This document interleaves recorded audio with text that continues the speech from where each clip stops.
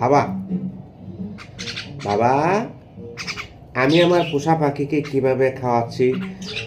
আমি যখন বাসায় থাকি তখন আমি তাদেরকে আমার কাছে নিয়ে খাওয়ানোর জন্য চেষ্টা করি। এই দেখতে পাচ্ছেন,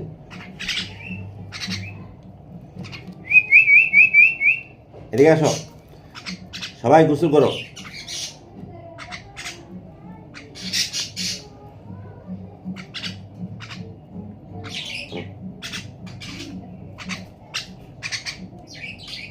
এখানে